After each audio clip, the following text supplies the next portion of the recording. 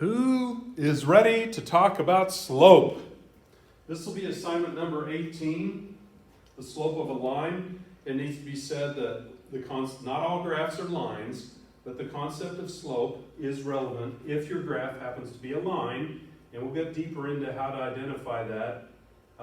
So we have the equation negative 9x plus 5y equals 160, and that should sound familiar to you. Because when we introduced functions, the Cartesian coordinate system, we talked about the equation for Celsius Fahrenheit, and we found all those different ordered pairs. Body temperature, boiling, freezing, etc. We plotted a whole bunch of them, and we saw the pattern that they made a line. Okay, so of those many points that we found earlier, if you think about it, you only need 2 points to graph a line, don't you? So I kept the one for, hey, it's really hot outside. I kept the one for boiling. I could have picked any two, but you only need 2 points when you're graphing a line. So it was overkill to find all those different ordered pairs for that particular graph. So let's keep those two. Let's talk very quickly. How do we know that it's a line? Both variables are to the first power. And when that's the case, for our purposes, it'll be a line. So I've plotted those 2 points over here, 40, 104, 100, 212, x, y, and here we've got this line. Okay, so lines have a thing called a slope, and I'm going to use this example to define a slope. All right, a slope of a line, by definition, is the ratio of vertical change to horizontal change. All right. Well, the word ratio is a fancy math word for a fraction. It's one thing divided by another. So I'm going to put a fraction bar here to represent ratio. All right, and the numerator of that fraction, as it says here, is going to be vertical change.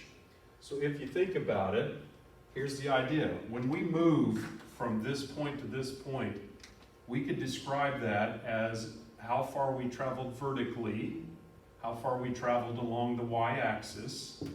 And if you think about it, wouldn't that vertical change there be how far we traveled along the y-axis? And wouldn't you calculate that by taking the 212 and subtracting the 104? That would be the vertical change. So, ratio, fraction bar, vertical change, 212 minus 104, vertical change, all right? And then horizontal change is the denominator of this fraction, and wouldn't the horizontal change be, see, vertical change, horizontal change, wouldn't horizontal change be how far we traveled along the x-axis? I hope you can see these colors okay, but wouldn't that be the distance from 100 down to 40? Wouldn't that be 100 minus 40? See, so then you do the math on this, and 212 minus 104 is 108. So wouldn't that be basically that we went vertically 108 units over here, and then horizontally 100 minus 40 is 60, and that would be the fact that we traveled horizontally 60. So that ratio of 108 to 60 is what they call a slope. All right? And I believe if you divide that out, if you reduce it, all right, it reduces to 9 over 5. Okay? I think you can divide both of those numbers by 12. It reduces to 9/5. So the idea would be that that ratio of 9/5 would be basically this. If you went to any point at random on that line, somebody tell me when to stop here and I'll be random. Okay, stop! Right there, okay? If you wanted to move from that point to any other on the line, you would rise 9 and run 5, vertical 9, horizontal 5, which is just simply a smaller version of the 108 to 60. And so that ratio of 9 to 5 would give you another point on the line. So a slope is, in my opinion, describing how to move from one point to another, move vertically 9, horizontally 5, which again is a smaller reduced fraction from 108 over 60. All right? I've been using the word move. In the United States of America, we use the letter M to represent a slope. They use other letters in other parts of the world. So again, if you go on a mathcation, you might ask the people, and we'll talk about this a little bit later, but there's different symbols for slopes throughout the world. All right, now let's make a formula out of this. So let's say that we had any 2 points on a line in general. So we've talked about this before when we had the distance and midpoint formulas. Didn't we say, let's call this one x1, y1, and let's call this one x2, y2.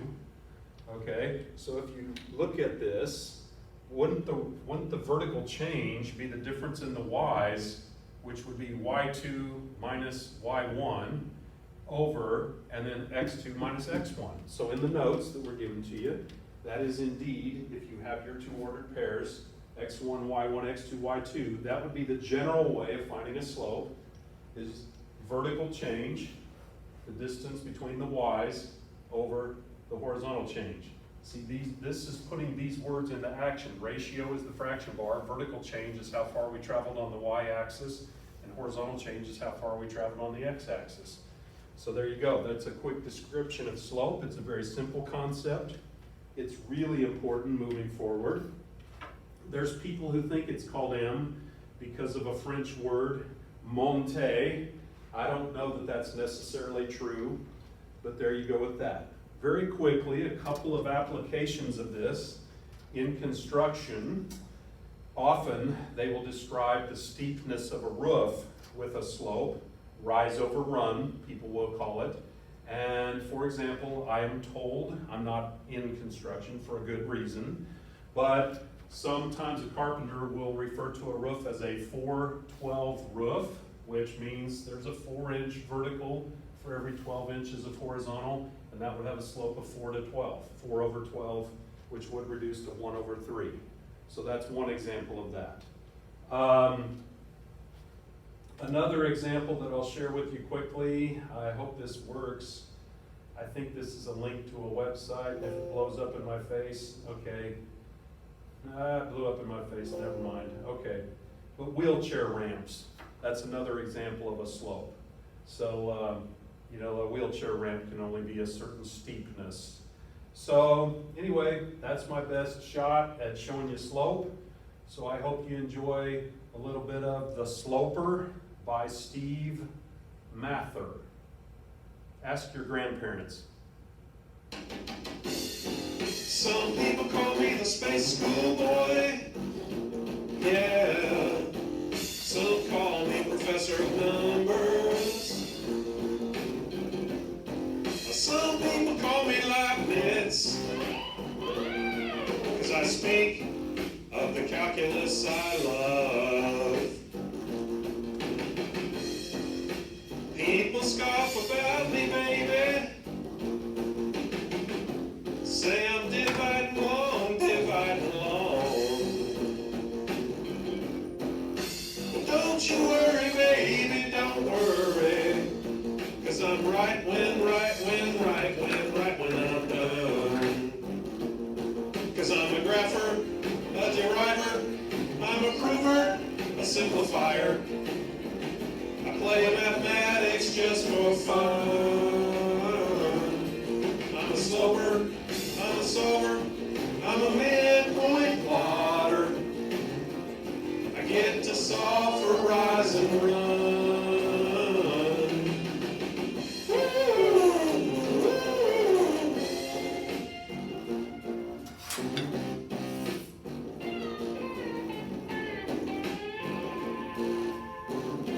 I'm a math teacher for a reason.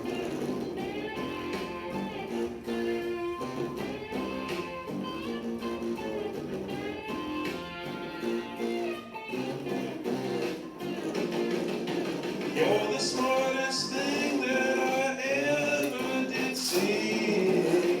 I really love to teach you trigonometry.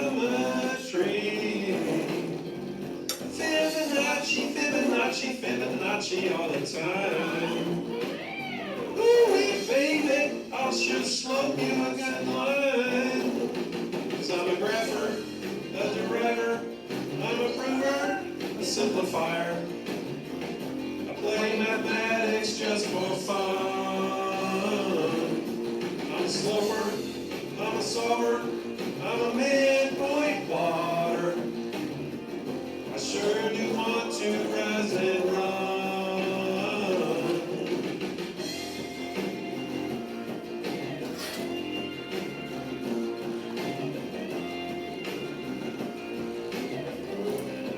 Everybody now. Get up and dance. You'll feel better. You need to move. Let's all get up and dance a little bit.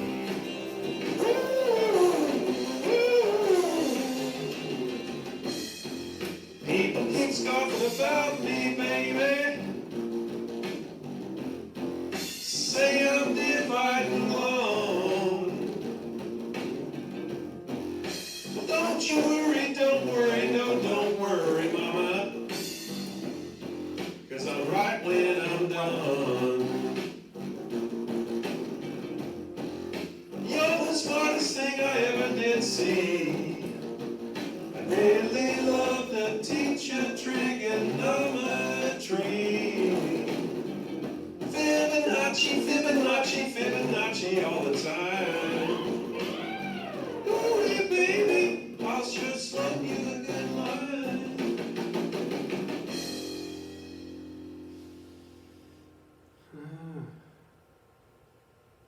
I don't know what to say.